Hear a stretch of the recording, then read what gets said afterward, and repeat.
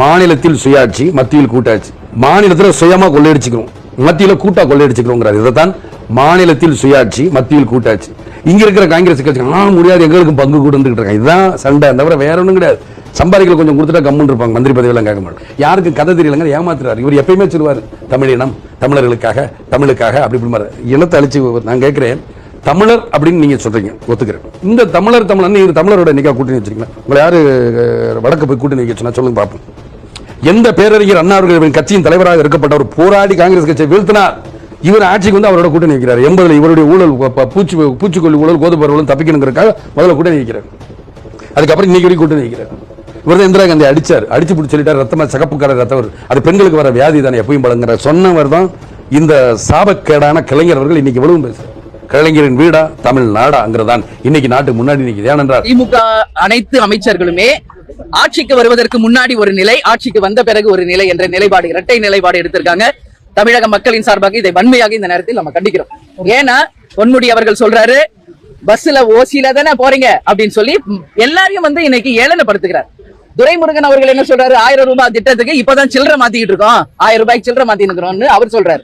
ராசா அவர்கள் பார்த்தா இந்து மதத்தை வந்து கொச்சைப்படுத்த மாதிரி பேசிட்டு இருக்காரு. அதே மாதிரி KKSSR பாத்தீங்கன்னா பயனாளிகள் உதவி பெற போறவங்கள தலையில அடிக்கிறாரு.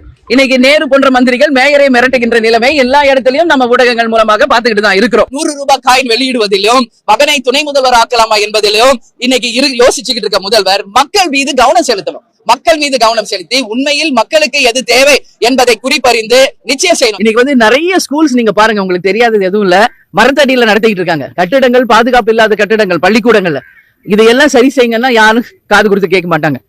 நல்ல காலேஜஸ்க்கு வேண்டிய ஃபெசிலிட்டிஸ் கொடுங்கன்னா கேட்க மாட்டாங்க. கவர்மெண்ட் ஹாஸ்டல்ஸ்ல வேண்டிய ஃபெசிலிட்டிஸ் கொடுக்க மாட்டாங்க. ஆனா டாஸ்மாக் கடை மட்டும் ஒரு தெருவுக்கு 10 கடைகளை திறந்துகிட்டு இருக்காங்க.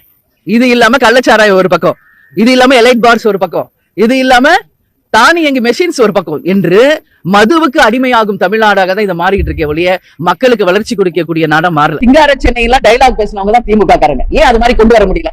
இன்னைக்கு சிங்கப்பூர் மாதிரி இருக்கா நம்ம சென்னை? சொல்லுங்க பத்திரிகையாளர்களாக நீங்க சொல்லுங்க. ஒரு சிங்கார சென்னையா இருக்கா நம்ம சென்னை? இல்லையே. வெறும் வாய் வார்த்தைகள், வாயிலே வடை சுடுவாங்கன்னு சொல்றாங்கல்ல, அவங்க தான் அதிகதி சொல்லுவாங்க. இன்னைக்கு உண்மையிலேயே வாயில வடை சுடுற கட்சியா திமுக தான் இருக்கு. தேசிய முற்போக்கு திராவிட கழகமும் திராவிட முன்னேற்ற கழகமும் இன்றையிலிருந்து நம்ம வந்து கூட்டணியை உறுதி செய்திருக்கிறோம். இந்த கூட்டணி வந்து நான் எப்பவும் சொல்றது போல எங்க கழக மாவட்ட செயலாளர்கள், நிர்வாகிகள், தொண்டர்கள் விருப்பம் இந்த முறை திமுகவுடன் கூட்டணி வைக்க வேண்டும் என்பதுதான். அந்த வகையில எங்க கழகத்தை சேர்ந்தவர்கள் விரும்பிய இந்த கூட்டணியை கேப்டன் இல்லாத இந்த நேரத்துல அமைஞ்சிருக்கிறது. கேப்டன் வந்து 2016 இந்த கூட்டணி அமைய வேண்டியது. கலைஞர் ஐயா வந்து பழம் நழுவி பால்ல விழப்போகுதுன்னு சொன்னார்.